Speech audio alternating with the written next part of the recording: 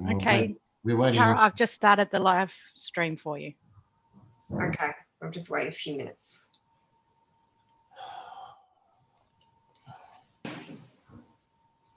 How do I reduce this? Oh, good afternoon, everyone, and welcome to this meeting of the Central Coast Local Planning Panel. My name is Cara Crayson and I am chairing today's meeting. I'd like to begin by acknowledging the traditional custodians of the land on which we meet today. I would also like to pay my respects to elders past, present and emerging. This meeting is being recorded and webcast, and there is to be no other recording or filming of this meeting in the absence of the prior permission of the panel. The panel's decisions from the meeting and the audio recording should be available on Council's website, ordinarily well within 7 days from this meeting. Could I just ask everyone to please turn your electronic devices to silent and to ensure that you are free from any interruptions. So the panel members for this meeting today are myself, Cara Crayson as chair, Gary Fielding, who's an expert professional panel member, Greg Flynn, also an expert professional panel member, and Tony Tuxworth, who's the nominated community panel member for this meeting. I note that there are no apologies for today's meeting. And we're here today to consider two development applications, which are Development Application 57231/2019 relating to 454 Ocean Beach Road, Umina Beach, a boarding house for 11 rooms plus a caretaker's residence.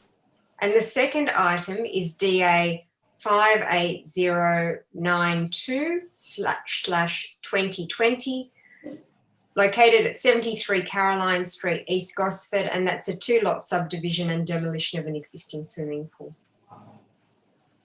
So the panel has been provided with assessment reports prepared by council staff, as well as public submissions on the applications, and site visits have been undertaken earlier this week. Council staff have also briefed the panel and provided additional information on the key issues the applications raise. In relation to public representations and representations from the applicant, today we have the following people registered to address the panel. So for the first item, which is agenda item 3.1, the boarding house application, we have Alicia Weiss, Charles Ranieri, and Anthony Banham on behalf of the applicant. As I can see Anthony and Charles. Has Alicia joined the meeting yet? Perhaps not. Yes, she has. Oh, she has. Okay, great. And for agenda item 3.2, the second item, the proposed 2-lot subdivision, I note that there are no speakers registered to address the panel today. The Central Coast website indicates that as an alternative to addressing the panel, written submissions may also be made to the local planning panel secretariat with an email address provided, and that all submissions will be provided to panel members in advance of the meeting. I can confirm that in addition to the written submissions received by council during the exhibition period and the late correspondence that was received during the assessment process, that written submissions have also been received from Ross Ward, Robin and Rosalind Jennings, W. Anderson and Julie Collymore as an alternative to addressing the panel in relation to item 3.1, and that copies of those submissions have been provided to all panel members ahead of this meeting today. So I'd just like to welcome everyone. We will hear from the speakers on the first agenda item. Then we will hear from the applicant's representative or representatives and so on. Our usual practice is to allow individual members of the public 3 minutes to speak on the matter, but this time may be extended with the agreement of the panel. Once members of the public have spoken, the applicant will be given a maximum speaking time of 15 minutes to respond should they wish to. As the panel has been provided with copies of all the submissions received in response to the DA, there is no need to repeat the points made in those submissions. And I also ask that each speaker be heard in silence while they're addressing the panel, and that courtesy and respect be observed throughout this meeting. There is to be no personal criticism directed at any speaker or council staff. Any such criticism would be contrary to the panel's code of conduct and will not be accepted. Such criticism also adds nothing to the process of considering matters at hand. Panel members may ask questions of the speakers to clarify our understanding of what is being said. Sorry. And after hearing from speakers, the panel may ask questions of council officers to clarify matters that are raised. Okay, I'll just have a drink of water.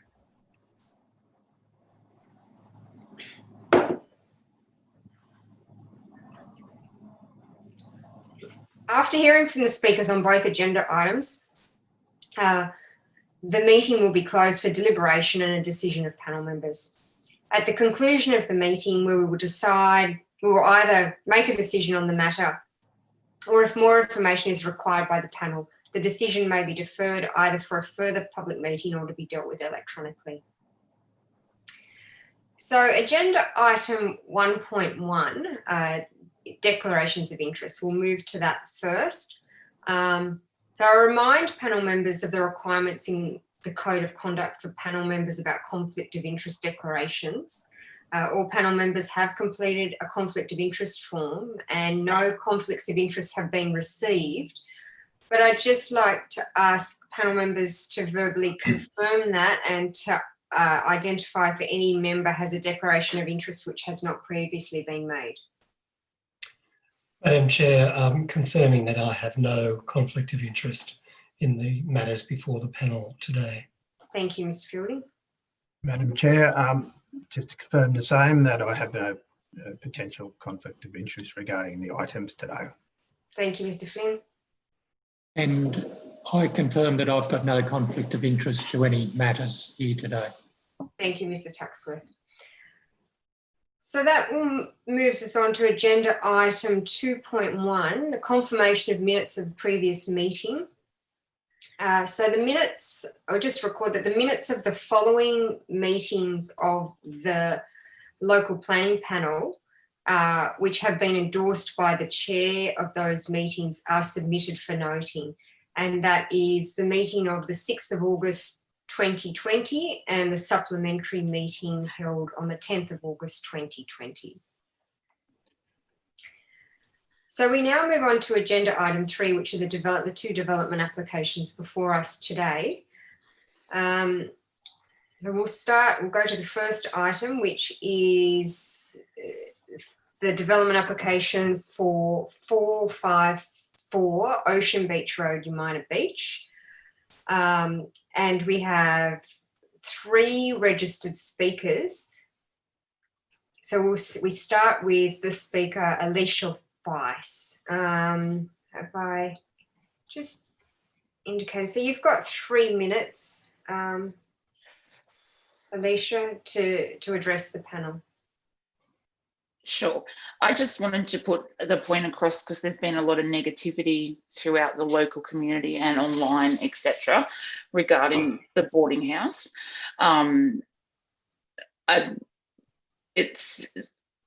We need a more affordable housing down here for lots of different generation types, so they don't have to move away from their families. At the moment, we're heading in the industry of the rents for local cabins and stuff like that are roughly the 360 to 420 mark. People can't afford those kind of accommodation. This gives them the opportunity to have a caretaker that will look after their gardens, bins, etc., like that, to give them that independent living, that they're not in a hostel or a nursing home or somewhere like that, that they can't be independent and they have to contract different illnesses from those living arrangements. They're close to the shops. churches, bus stops, doctors, blood test places. There's nothing to say that we can't cater for this kind of dwelling. I do think that the contribution amount that has been listed for nearly $12,000 from the developer, if we need more affordable housing, why are council not giving these developers grants to get us more accommodation for all different kinds of people? Because I would rather my mum go into one, like a boarding house, knowing that she's still on the peninsula close to me, can still see my kids. But if it comes to the point when our house, our family home sells, she will have to move well and truly far away to be able to afford the rents that are around here. That's pretty much,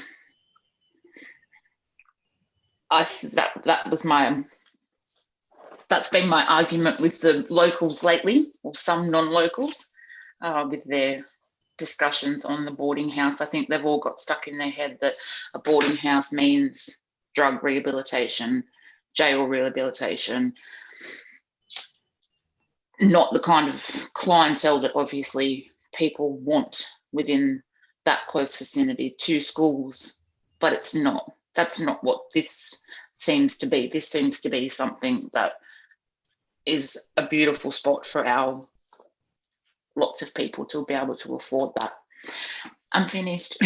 Thank you very much for that. Sorry. No, thank you for addressing the panel today, taking the time to do that. Do any of the panel members have a question of Ms. Weiss? Oh, I don't. No? Not from me, Madam Chair, no. Okay, great. Thank you. Thank you. Thank you very much. So we'll just now move on to the second speaker. So we have two speakers on behalf of the applicant, Charles Ranieri and Anthony Banham.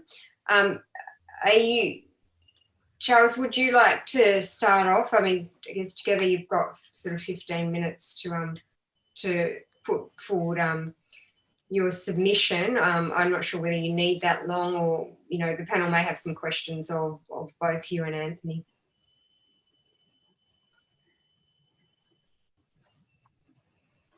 Okay, thank you for that, Madam Chair. Yes, I would like to go first if that's possible. Okay. I've asked Anthony to join this meeting as he is my access consultant.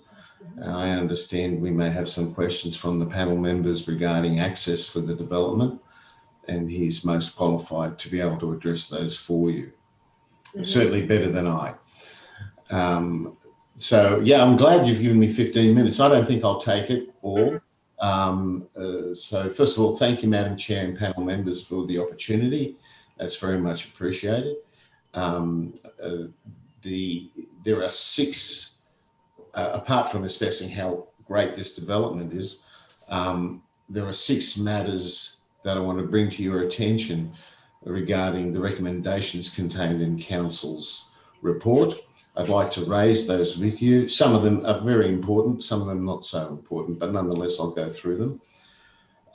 And certainly I'm available to field and answer any questions the panel have of me regarding the application. So with your permission, I'll proceed with those six issues in chronological order as they're presented in Council's report as recommended conditions of consent. So the first item is condition number 25B of the report, which deals with reinforced concrete footpath. So the condition requires the footpath to be reinforced, whereas I believe in reality only the vehicular crossing needs to be reinforced. Generally in all the constructions that I've ever done, concrete is laid as a mass footing, not footing, but a mass pad with expansion strips in between, and only steel reinforcement applied to the vehicle crossing because there's the extra weight. So my request here is to please delete the word reinforced from condition 2.5b. The second matter I would like to raise is condition number 2.9 of the report, and this is the most important aspect I would raise, and it deals with the contributions of nearly $12,000. So I feel this condition is unreasonable for two main reasons. Firstly, the application was made when it was lodged with council in September last year. The new plan only came into effect late May this year. Previously, affordable housing was exempt under council's previous section 94 contribution.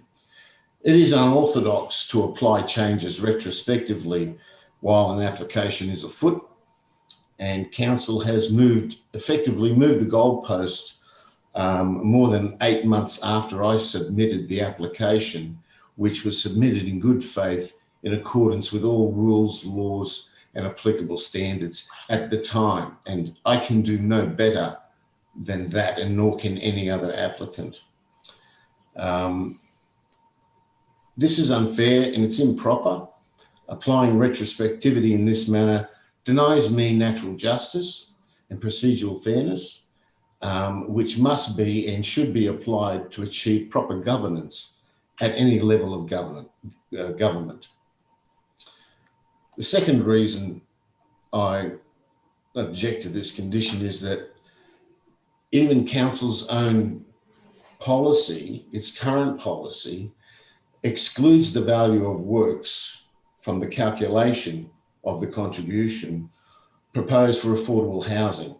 So I refer to its clause 1.9, where it states that the cost of construction is to be determined as per clause 2.5J of the regulations, and it must be calculated in accordance with the plan's Appendix A.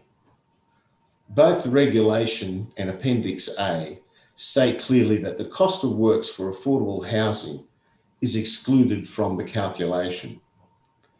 Now, this makes sense when you're doing an application for infill housing, where you may have 20, 30, 40, or 50% of your development as affordable housing and the balance is not.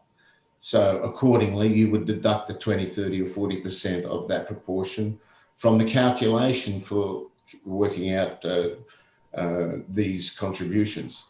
In this application, the entire application is for affordable housing, and it's appropriate that the entire amount be excluded from the calculation, including the alterations to the caretaker's dwelling, because the caretaker or on-site manager, I should say, is there as part of the affordable housing. So my request in regard to this condition, number 2.9, is that it just be deleted from the consent if it's granted. The third condition I raise is condition 5.16, and this relates to privacy screens to balconies. And this may just be an oversight by the drafter of the report. I've no objection to these privacy screens. In fact, they've been proposed and they're part of my development application. However, that condition is worded in a way that it prevents anyone from looking downwards from anywhere within the building. Now, downwards is a very broad term. I expect the condition was drafted to prevent people looking downwards and into people's adjoining neighbours' windows and into their pathways. So I would simply ask that the following words be added at the end of the condition that say, any of the adjoining dwellings, apostrophe after S, adjacent windows or pathways. Residents should be able to sit on their balcony or stand in their balcony and look down past these louvers and perhaps look at the roofs and the roofs of other buildings in the area. So they're still looking in a downward direction, but not into any windows. The other condition, the next one, deals with conditions 5.17 and 6.17, both of them also deal with privacy, but they talk about treatments of windows. And again, this may have been an overly zealous wording by the author. I have no objection to the concept and the principle. However, the condition mandates windows be occluded and opaque. This means blacked out. So there's certainly an issue with blacking out windows. We have a minimum window requirements under the National Construction Code that require a certain percentage of natural light for residential buildings. I suggest that the intention here again is to protect the privacy of adjoining neighbours, and this can be achieved by requiring views to be obscured rather than completely blacked out. So again, I simply ask that the word opaque be replaced with translucent and obscure, and I'm more than happy to comply with that, but I'd really rather not black out the windows. Condition 6.5 of the report, the restriction of outdoor spaces, of use of outdoor spaces. The hours recommended in the report are less than I proposed in my application, and they're quite restrictive, and they do impinge on some fundamental rights of people to be able to relax outside their dwelling. What I'd propose to you, if you could consider it, please, is that the restriction of times be increased by 1 hour for each of the categories. I had requested more, but I'm happy if we at least just increase it by 1 hour.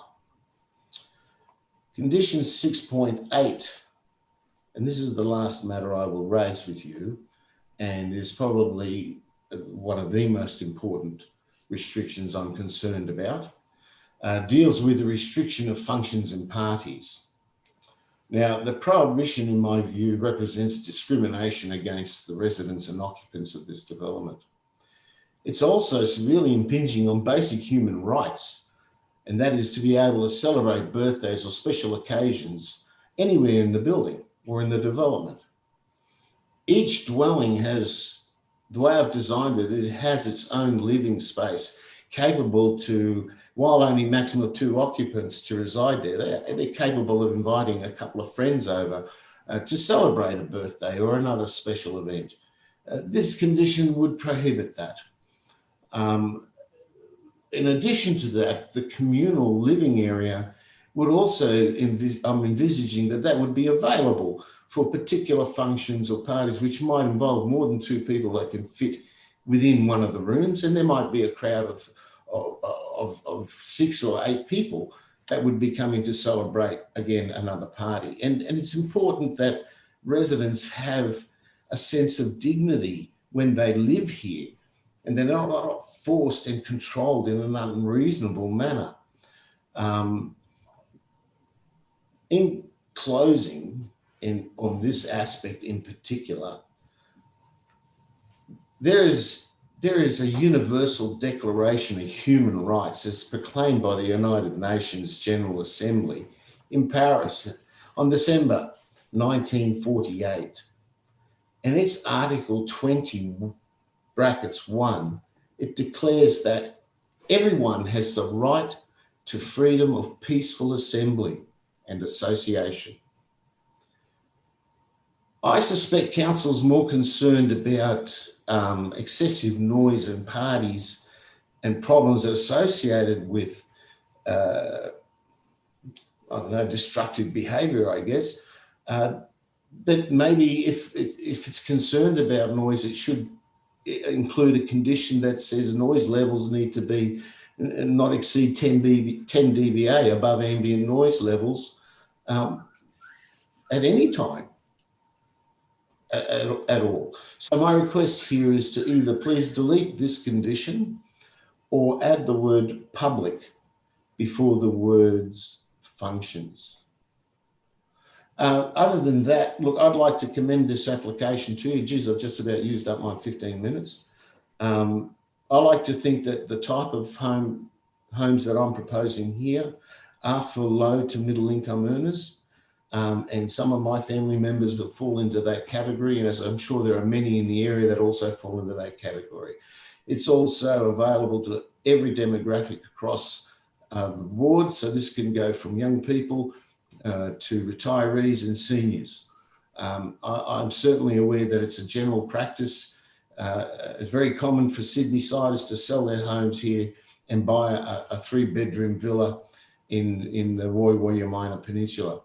Now, that's a form of development which is totally dominating the area, and it is really not providing housing choice. And we need to ensure there are other options, and not everybody has access to $650,000 or $750,000 to buy a villa, or pay $450 to $600 a week in rent to live in one. Whereas all of these ground floor villas all have appropriate amenity, including private open space, where seniors could live on a much longer period than 6 months, and they'd be welcome to stay there 5 or 10 years. By the way, this is my wife, and we own this property, and this is part of our retirement, which is hopefully coming soon. We are not greedy developers, as we've been accused of, but we're caring components of the community, and this property has been in my family for well over 40 years, and it will hopefully remain that way for many years to come. So thank you very much for your attention and for listening to me speak. And I'm more than happy to take and field any questions that you may have. Thank you, Mr. Ranieri. I think we might just hear from the other representative of the applicant before the panel asks questions. You've left just over a minute for Mr. Banham to speak. Everyone. So I don't sure. Mr. Banham, are you the access consultant? Sorry, Chair, can you hear me now? Yes, I can. Yes. So I'm the access consultant, the author of the original report for the DA submission. So I don't have anything specific to present. I'm rather here for Charles if there is anyone that has any specific access related questions on this. So there is nothing that I'm here to present. Okay, I think the panel does have some questions in relation to access, so Sure. that they'll come up. So, okay, well, thank you both. So I might just open this up to the panel members to ask questions specifically of Mr. Ranieri, or actually, before we go to that, I might just ask the council assessment officer whether they've invite you to respond to any of those, I guess, particular points or clarifications. I'm assuming, for instance, that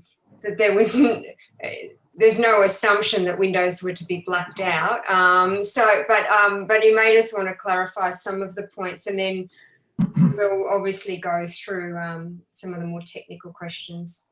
Sure. Yeah, look, thanks for that. You are right. There was no intention to block light completely to windows. So that was a wording issue I think we can work around in the condition. We get to that. Translucency is what we're after. They're not blacked out. I suspect going through the rest of the points that Charles raised when speaking about the reinforcing of the footpath, I haven't looked too in depth at that, but it is generally a reinforced footpath area that is going over the driveway. He's right in that regard. I'll have to recheck the wording with our engineer, but it's fairly standard wording, so I'm not too sure whether it's perhaps taken the wrong way, but we can work on that one. The other conditions, and I'll just open them up as we go here, but condition 516, I think was spoken about there. I might just ask, in terms of the contribution, just to get it for the benefit of the panel, I mean, it was mentioned by Mr. Ranieri that that the plan has come into effect, I think he said May this year. Are there any savings and transitional provisions in that plan? There aren't, no. So it came into force through council meeting 22nd of May from memory, and covered all DAs that were in the system and not yet determined.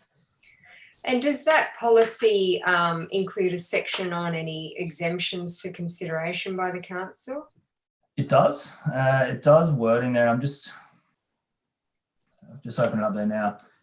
So it's got a list of exemptions to the levy, and it speaks of, there's particular exemptions. So it talks about things, public infrastructure, alterations, additions to existing development where no enlargement or expansion occurs, et cetera, et cetera. It does have a, where are we here? Down under part 4, the following costs and expenses are not to be included in any estimate or determination of the proposed costs. Point L of that says the cost of any development that is provided as affordable housing. Now, the reason this has had the levy applied to it is that when you go to affordable housing definition under ALEP, it refers back to the Act. When you go to the Act, it refers to a specific set of criteria being, let's open that up, sorry. Being for low income, very low income households or moderate income households, being such households as are prescribed by the regulations or as are provided for in an EPI. Mm-hmm. And then, sorry to go on with this, but when you go to the SEP affordable rental housing, which we're assessing under, clause 6 of the SEP defines affordable housing. The Act defines affordable housing as follows. And it talks about affordable housing being the same definition, followed by has a gross income less than 120% of the median household income for the time for Greater Sydney, and pays no more than 30% of that gross income in rent, or is eligible to occupy rental accommodation under the National Rental Affordability Scheme and pays no more than the rent which would be charged as per the previous condition. And then point 2 of that says, in this policy, being the SEP, residential development is taken to be for the purposes of affordable housing if the development is on land owned by the Land and Housing Corporation. So we don't feel it falls under either of those, Okay. Hence the imposition of the condition. Okay. Can I just ask a question there then? Yep. If it was a private boarding house but it was managed by a community housing group, yep, who had those requirements for the tenants, would that mean that they wouldn't have to pay? I don't know if Mr. Ranieri would want it managed by a community housing group with those restrictions, but if that was the case and there was a condition relating to that, would that overcome the issue? Correct. In my opinion, if there was a condition requiring that it was managed by an affordable housing provider in accordance with clause 6 of the provisions of the SEP, so that way the rent was capped at no more than 30% of the gross income, or of us, the way it would have to be worded would be worked out. Yeah, of course. But if it were to be conditioned to have only those residents or a portion of those residents, then the 712 fees, in my opinion, I'd probably have to seek some advice, but in my opinion, probably wouldn't be applicable in that situation. May I interject? A privately owned and privately run boarding house doesn't automatically qualify as being an affordable house in the eyes. Yeah, no, I understand that. So, Mr. Ranieri, would you accept those circumstances for your boarding house? I'd prefer not to, because I'd like to manage this myself and with my manager on site. It's not out of the question, but it's not what I would like to do. But can I just clarify an aspect here as mentioned by Mr. Chris Ross, that the definition he's referred to is one or the other. It's not one and the other.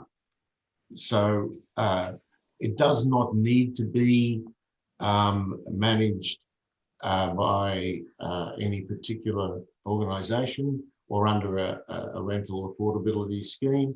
It just needs to be rented to households which have an income less than 120% of the median household income for the time being for the Greater Sydney.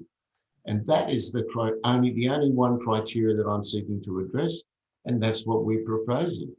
And we are proposing that it's been stated, not in those detailed terms, but we propose that in the Statement of Environmental Effects, in that we are proposing this development not for very low income households, but for low income and moderate income households. And that is the definition of affordable housing. And that is reiterated in Council's own report. And it states that the proposed boarding house on page 34 says the proposed boarding house development will provide a much needed housing typology that caters for low to medium income households. So Council is in agreement that that is the type of development that this is. It meets the definition of affordable housing, and it also meets the exemption for the calculation of the amount of the contribution. So it doesn't actually need to be managed by a public housing facility. It's A or B. It's not A and B. Yeah, look, just from an assessment point of view, I tend to disagree. I could recommend a condition that does require that, but short of there being a condition requiring that somebody vets the residents for their household income, then the 712 fees, in my opinion, would be relevant. No, sorry, Mr. Fielding, you go.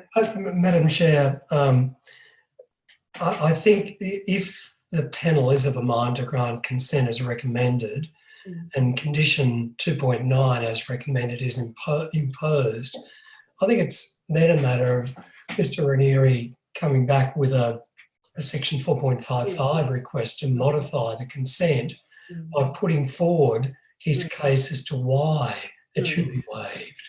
We don't have anything from Mr. Ranieri as part of his development application, of course, addressing that issue. And I guess in fairness to him, because at the time the DA was submitted, that provision didn't exist. But it does exist now, but we don't have a case put to us to waive that, other than what's been put to us today. Yeah, no, I'm of the same mind. I think it's worth reiterating that the role of the panel is to determine, not to assess the particular details. So in terms of something such as what is being raised today, really that justification and details needs to be put forward, probably by way of a modification application, should that be the way that Mr. Ranieri decides to go. But that needs a full assessment by the council officer, with details provided in an assessment report that would come, if necessary, before a panel. If a modification in that regard was triggered to come back to the panel, some modifications can be dealt with by the council officers. So yes. Sorry, Madam Chair, and just adding to that, Mr. Ranieri may well have a very good case to put based on what he's put to us today, but he does formally need to put that case to council, and then that modification can be considered. Yeah, okay. Well, may I comment on that just briefly? I understand exactly where you're going, and that's fine. But really, this application has been before council for many, many, many months. Ample opportunity to have considered this properly. It should not be incumbent on me to pay 50% of the application fee, which is $1,600, to address an aspect which should be part of the assessment of the application. It should also not be, with respect, incumbent on me to lodge an appeal to Land Environment Court when this is clearly exempted. If council wants to put a condition on the consent saying that this has to be affordable housing as per the definition, and it has to be rented to households at 120% with median household income, then that's fine. Put that condition on the consent and that will achieve the outcome. But this is a bit of, it seems a bit of a greedy grab by council to take money from a development that's supposed to be geared and aimed at affordable housing. And this is adding to the cost of the rental if it adds to the cost of the development. It really goes against the grain. But I hear you, you do what you want. but it shouldn't be part of this assessment DA process to require an amendment application or an appeal to court. Can I ask Mr. Ross to just make available to the panel during the deliberation meeting a copy of the updated, is it the section 712 policy contribution plan, so that we can have a look at the wording again? Sure. Okay, I just note as well, Miss Rice has raised a question in the group chat, but I just wanted to advise, we're not ignoring you, but it's not a forum where we can go backwards and forwards between speakers. This is, I guess, we are asking questions of the applicant at the moment, so I can't put your question to an open forum, I'm sorry. In terms of going back to Mr. Ross and the additional matters that were raised, if you'd like to continue with your response to those. Yeah, sure. So condition 5.16 was brought up where it talks about the privacy screens being permanently fixed in a place to a minimum height of 1800 millimetres with a horizontal slats angled such that no view in a downward manner is available to residents of the rooms from either within the room or on the balcony. In experience in planning, it's been extremely difficult to try to occlude view to a particular window or a particular doorway from another balcony, because of obviously the width of the balcony that you're on, the areas you can stand on that balcony, sit on that balcony, and the heights that you can obtain view from. It has proven to be generally more enforceable to have a condition written the way that it's been written there. So it wasn't trying to be draconian in the way that it was written. It was more to say that aspect can be maintained. You can look straight ahead. You can get the rooftop view that was referred to. But from a point standing in the balcony, it's easier not to be able to look down and block that view than it is to block particular aspects of the view. So that's why that one was written. The hours, condition 6.5, restrict the hours of use of the outdoor private courtyards or balconies or any outdoor common part of the boarding house, including communal lounge, to 7 to 10 Friday to Saturdays, 7 to 9 Monday to Thursday, and 8 till 9 Sunday public holidays. The hours recommended by our environmental health unit, as I'll pick it up, the condition relating to not having functions or parties, again, was recommended by our environmental health unit. I've spoken to them briefly earlier today, and they've written their conditions in line with the Protection of the Environmental Operations Noise Control Regulations of 2008, which specify the times when noise from domestic activities should not be heard in a neighbour's home. Division 7 of that regulation has the specific times. So that was as per recommended by our environmental health unit, who are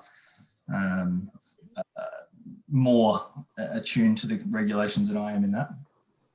The functions and or parties, it's a fairly standard-ish condition we have for boarding houses. Boarding houses aren't generally seen as a party venue. They aren't generally seen as a space that you might have. I mean, the rooms themselves are 25 square metres, not including their kitchen and bathroom. So they're not particularly large spaces, and a property with 11 boarding rooms and a manager's house on there, we would see from a council perspective as being quite difficult to also then contain a party or manage how you're having several different groups have several different parties at once. And it's trying to manage the amount of people on the site and to manage the overall impact that site might have on the adjoining properties. Just on that, and to bring it back, there was another point that Charles made saying that why don't we just put a blanket not to have a higher than an X dBA. Condition 6.7 does refer to that. 6.7 restricts the hours of operation of amplified sound devices from the property. It's got certain hours for that, again in accordance with the regulations. And it finishes by saying the noise level must not exceed 5 dBA above the ambient noise level as heard at the boundary of the property. So there is a dBA catch-all in there as well, but I suspect the functions and or parties condition is to really put the public's mind at ease that it isn't, or doesn't, I should say, have the potential to have upwards of 30, 40, 50 people inside on a Thursday, Friday, or Saturday night. But that would be the answer to that one. Okay, great. Thank you, Mr. Ross. Now I'll just open it up to the panel members to ask any specific questions of the applicant. Who would like to go first? Yes, if I may, Madam Chair. Mr. Ranieri, the live-in manager will be on site 24 hours a day, 7 days a week. Can you explain to me, please, in circumstances where quite clearly that person can't be there 24 hours a day, 7 days a week, when they may have to do supermarket shopping or they may wish to go to a local restaurant or local pub, and presumably, of course, they're entitled to annual leave. What happens in circumstances such as those with the on-site manager? Thank you for the question, Mr. Fielding. I would expect I would insist that the phone number, the mobile phone number of the manager be available for all residents to call that number. And failing that, and that would have to be available 24 hours a day and a condition of that person's employment. Failing that, whatever agency is actually managing the specific leasing details, or other agency which may be managing maintenance aspects, would also be available for contact by telephone.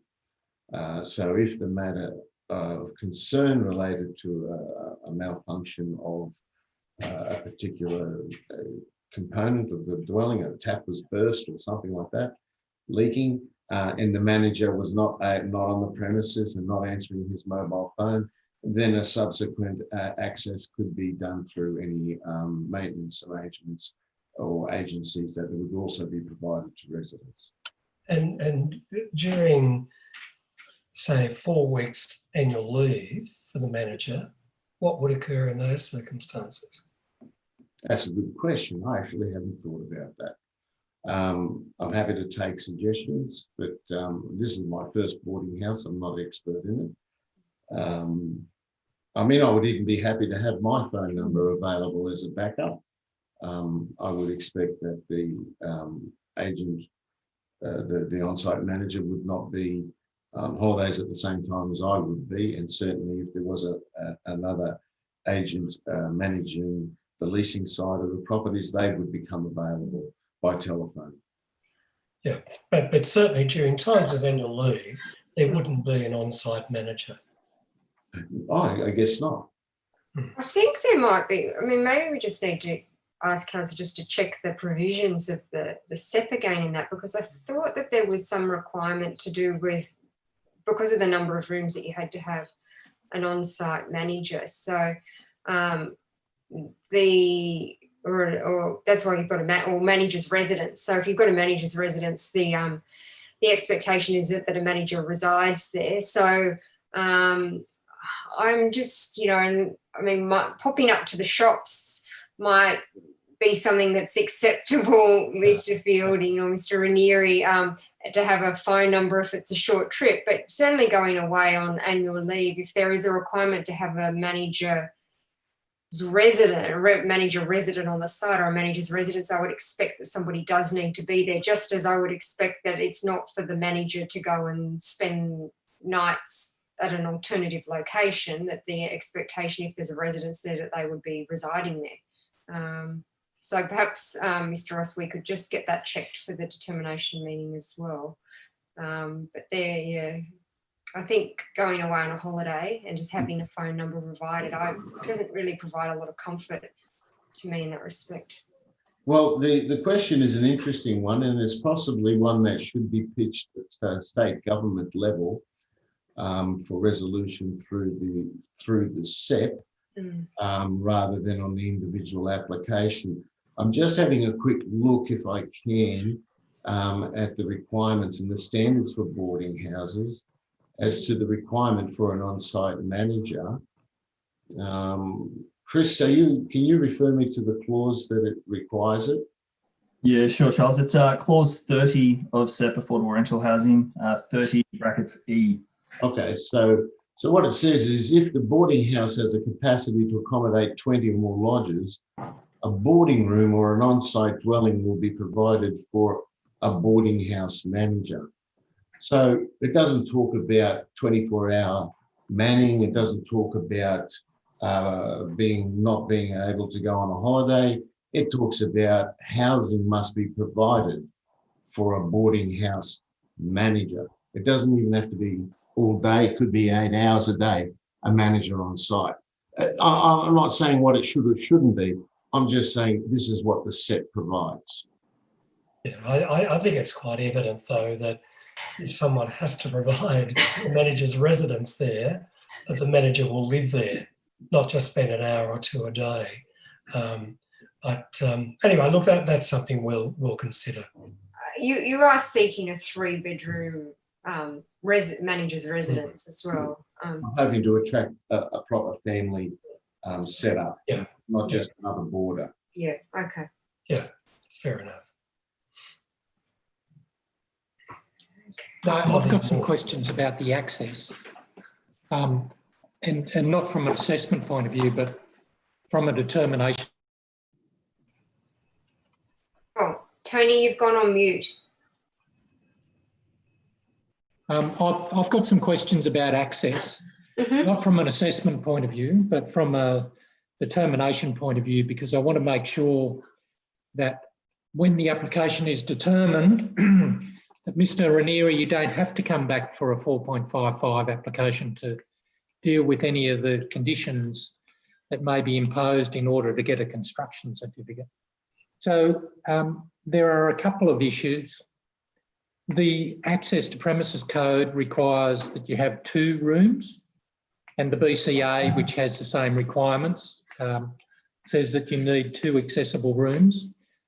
The access report says that it doesn't comply, and that's correct, but it said there would be an alternate solution or performance solution provided with the construction certificate, but doesn't provide any commentary on whether or not the access consultant could support that or how they would support it if they decided to. Could you elaborate on the likelihood of, and from my experience, the issue of a construction certificate by a certifier would probably rely on the access consultant providing reasons why it would be okay to vary the requirements. And just related to that, the access to premises code, well, the BCA has performance outcomes. The access to premises code, can you just explain how that can be varied? Because it was my understanding that there had to be hardship provisions related to variation of the access to premises code. I'd like to refer that to my consultant. Anthony, Thank you. Still there? Would you field this question, please? Absolutely. I assume you can hear me. I'm not on mute. Yes. Yeah. Can you also see me? Because my camera appears to have gone. No, you're black screen. Black screen. Okay. I'll try and do. So now the premise standard aligns with the NCC, the BCA. So it has performance criteria that can be addressed.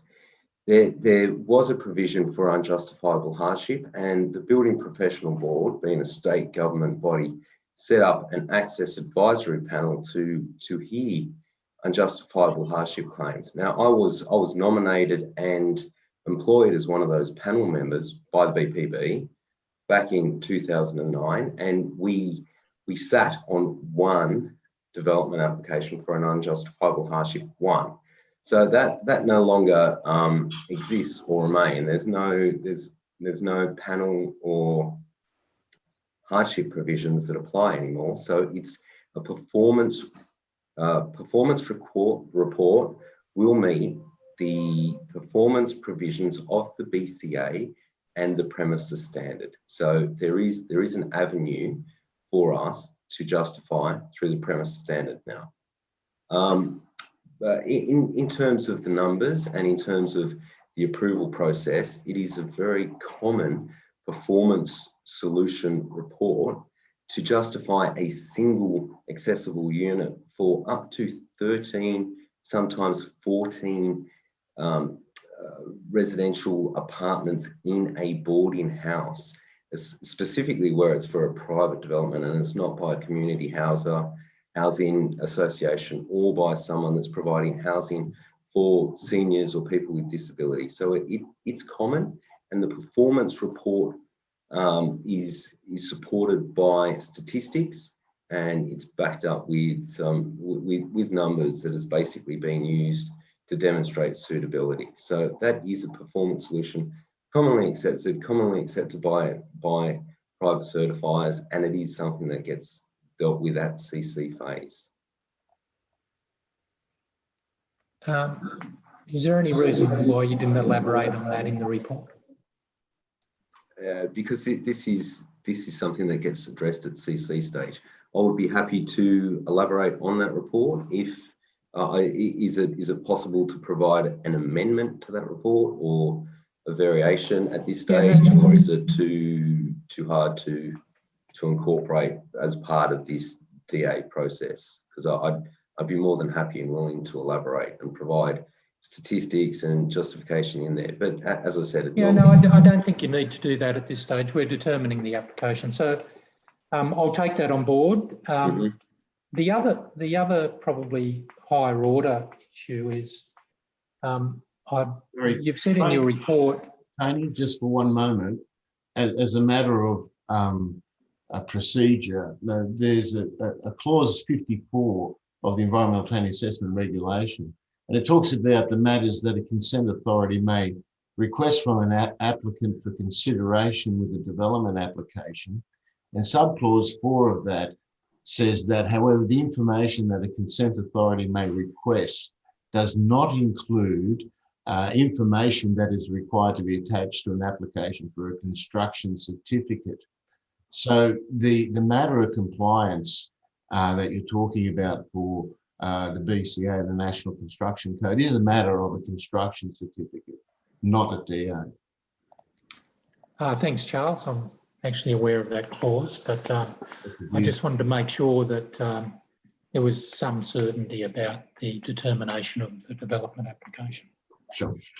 So the second question I had was about, and I've got 3 questions. The second question I had was about the lobby 1 and 3. You've in your report it says there needs to be a circulation space. Do lobby 1 and 3 comply, or do the circulation spaces have to be provided, or is that a performance issue as well? Yes, Tony. So Tony, in the current design, they don't comply with the prescriptive requirements of the code. So they will be addressed with the performance requirements of the code with a performance solution at CC stage.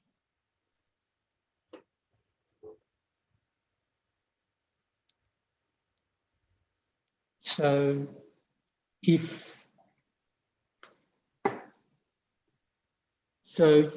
I haven't actually seen a performance outcome for, don't you have to comply with the Australian standard as well?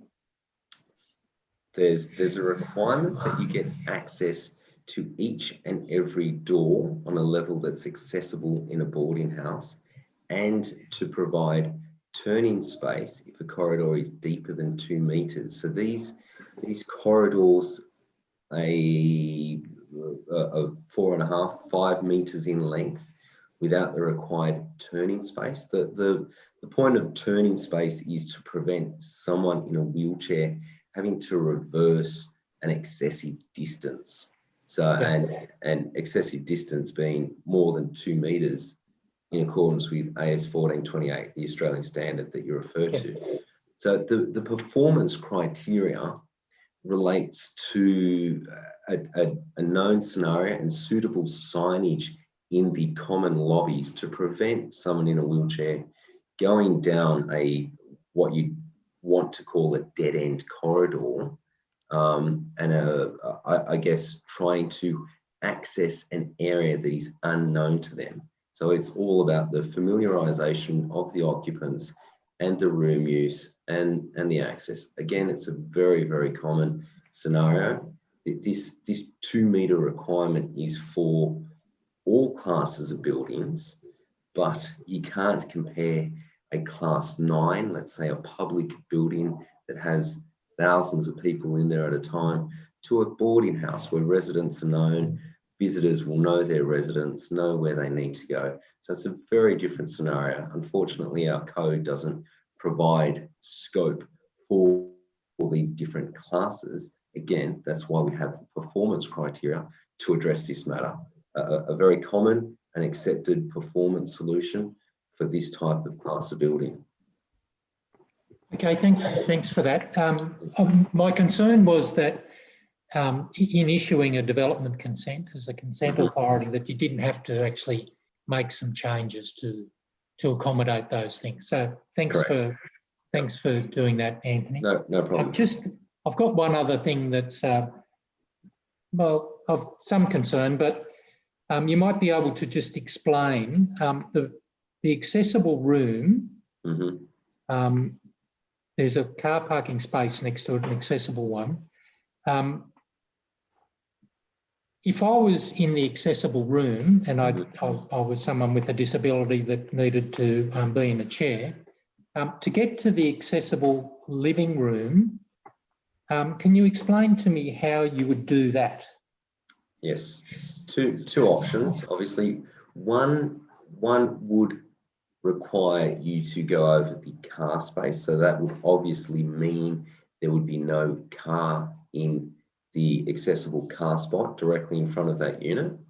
If there was a car in that unit, you would just simply go through the shared area, which is the adjacent spot to that car space that will never be parked in because it's a...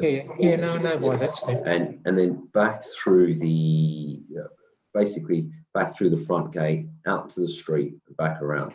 The exact same method that the unit or room 1 use, and the same method that the units above both room 1 and 2 use. So it's the same pathway. It's equitable in that it's the way that everyone has to do it. And there's no prescriptive requirements under the code to make you get access within the property. So that's again suitable. I'd understand a concern if it was only room 2 that unfortunately had to go back out through the gate and then back in through the main entry. But it's the method of access for the 4 occupants in the 4 front units. Do you think it's dignified? I think it's dignified in that there's 4 units that do it. I would absolutely say it's not dignified if they were the only unit and only resident that had to do that. You know, it's not that there is any covered walkway. It's not that there's any, really we're talking probably about 14 meters of extra travel rather than having a direct connecting path. We have discussed and considered options of a pathway out of the bedroom, but that obviously affects the external space, and it also prohibits the provision of a gate to that area because there's just no way to have a compliant gate with circulation. So it would, I guess, expose that unit more by having no secure area to their common external component. So there's a few considerations there, Tony. But do you think if I was in Unit 1 though, I'm sorry to harp on about this, but it's, if I was in Unit 1 and I wasn't living with a disability, I could walk out and squeeze past the car because the car's less than 5.4 metres more long. And if you're in a garage, you can, or a car space or any of those things, you can squeeze past. And if you look at the the car parking at the rear, you actually have to squeeze past the cars to get into the back gate. So for an able-bodied person, it would be easy to squeeze past the car. I wouldn't imagine anyone in those units at those rooms at the front would necessarily go out onto the street and come back in and go down the path. So the likelihood of the person in the accessible room being the only person would be quite high. Do you have any comments to make about that? Well, I do, but I also, if you're talking about the car parking and the fact that the accessible car space directly connects to the accessible unit, whereas the other car park spaces require occupants to not only walk from the rear, but also walk up and back out the front of the property, back into the gate if they're residents in room 1 or the units above. So it's I think it's a reasonable and a dignified and an equitable outcome. But I mean, I'm happy to hear from Charles to see if there physically is an alternative. I just, the options that we've just discussed don't work from a security point of view for the accessible unit to connect to that pathway. Maybe you could comment on that, Charles. Is there an opportunity to provide access to the pathway from the accessible unit? Look, it's possible. It is possible, but it would be the only incident of private controlled open space having an access gate giving access to it. So I know you could say, well, you can put a lock, but when other occupants see a gate, they'll want to try it and want to open it, and it renders the occupant of the accessible room slightly more vulnerable. I think that feeling of insecurity, I guess, is there's the practicality of it and making sure there's enough circulation and that we don't pave the majority of their private open space. I want that to be grass, purely because there's access required to that gate in their courtyard. And I want the occupant of that accessible unit to feel secure in their own environment, and not that there's a possibility someone might come through that gate and look through their bedroom window. But look, is there? I'm just looking beyond the just the open space area. Is there an opportunity to provide a doorway in the living space that opens onto the pathway? The problem is I thought of that, where the little dining chair, I don't know if you're looking at that. Yeah, I've got the plans in front of me. So the problem is, again, I think there's a problem with the set in that it doesn't deal with accessible units. And what it should do is just say, maximum size of an accessible unit, it should not be 25, it should be 35. I mean, look how large that bathroom is for an accessible unit compared to the size of the living area, kitchen area. It's the same as the living and bedroom area. It's crazy. So if they had relaxed the maximum room size in the set, then we could accommodate all these extra circulation spaces, but it's still a 25 square metre limit. So if I put access through there, through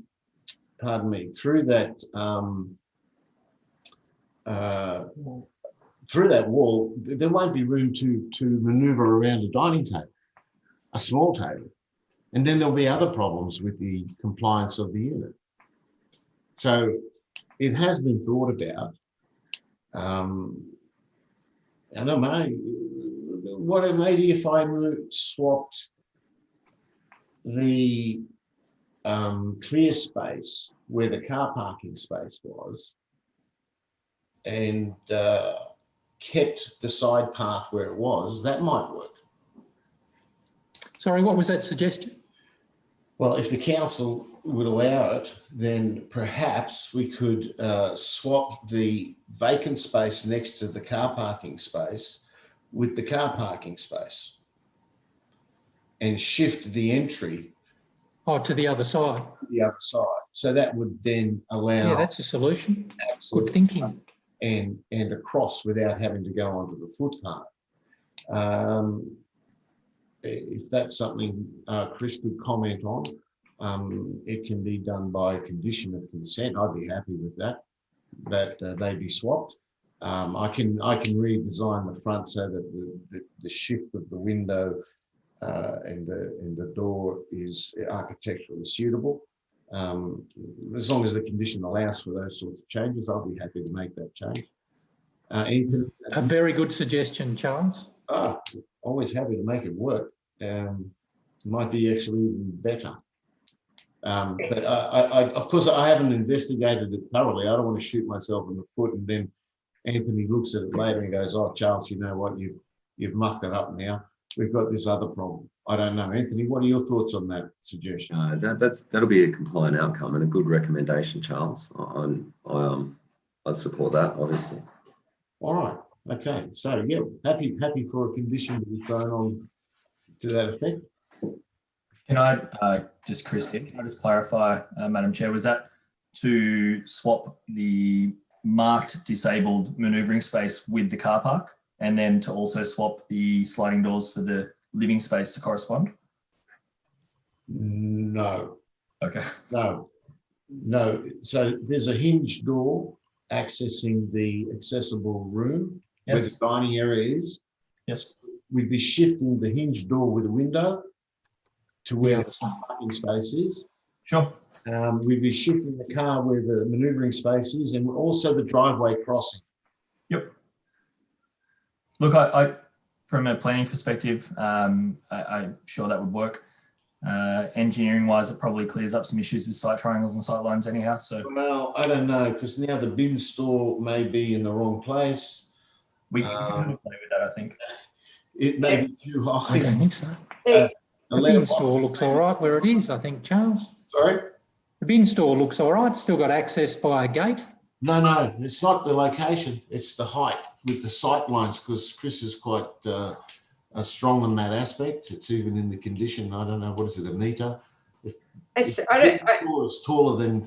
the bin store is taller than 1 metre. I don't think we need to in this session work out the exact detail of the design, but knowing that, you know, obviously there's an issue there that's been raised, that the applicant is willing to look at a condition that would amend certain design requirements, that the conditions can require those things to be submitted to the satisfaction of council before a CC, and so any of those little quirks about bin height or location, that can actually be documented in an updated plan should the panel be of a mind to support the application with an amendment as such has been discussed. So I think that's okay. I guess I did want to just, in terms of access, mention I did hear a comment about a 25 metre squared maximum size. I did note that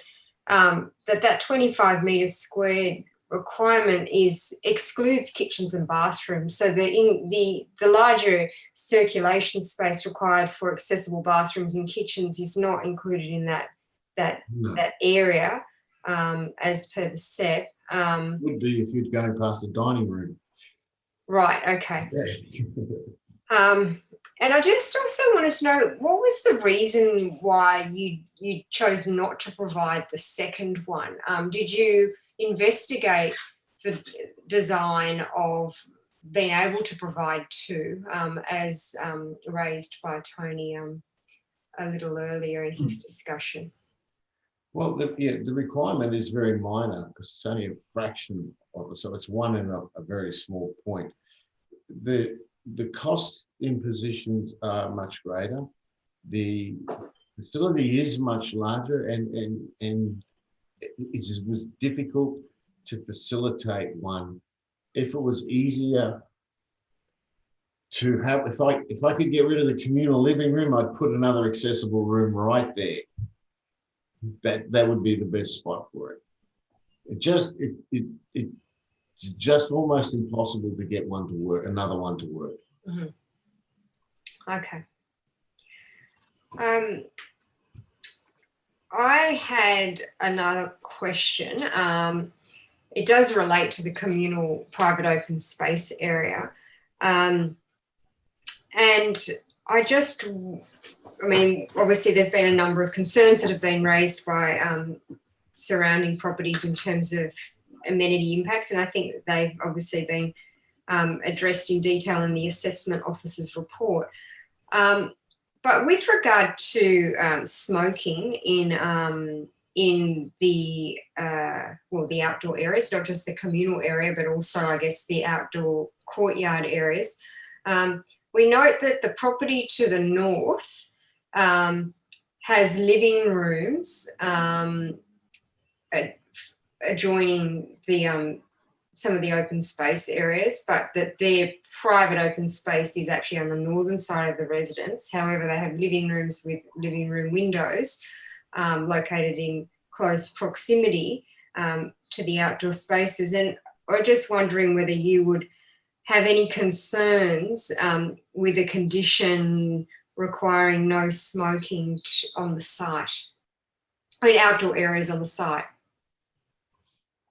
Well, I think that's a bit tough. You know, maybe we impose that. I mean, I don't care if people smoke or smoke, it's up to them. I certainly don't want people smoking within my development. But I think what they do outside is their business. But I understand if there's a concentration of people in the communal private open space, that should be controlled. So perhaps we could limit, and I'm happy to have no smoking in that area. But rather than anywhere on the site, I think is up to people's individual choices and discretion. So if you wanted to impose a condition saying no smoking in the communal private open space, no problem, no objection from me. Thank you. Does anybody else have any other questions of the applicant? No. Okay. Let's go back to my notes. Okay, well that concludes agenda item 3.1. Excuse me, Madam Chair. Yes. I wouldn't mind just asking a quick question of the staff if I could. Oh yes, no problem at all. If I could, yeah. Look, it's pretty simple. It's just after the inspections the other day, I noticed a lot of the car parking at the rear of this laneway are all set back off the rear lane. I noticed that the lane's pretty narrow. It's probably in the vicinity of 5-6 metres. I'm not sure. I can't remember if it was one way because I think it was blocked off up at the shopping centre. But is there any, I noticed that this development, the car parking at the rear, is set back about 460 metres. So I just wanted to ask the staff, just clarification, are there any safety or movability issues related to that? Is it okay? It wasn't raised, I just asked the question. Yeah, sure, Greg. Look, the laneway is actually a two-way laneway. There's nothing preventing people from moving north or south on that laneway.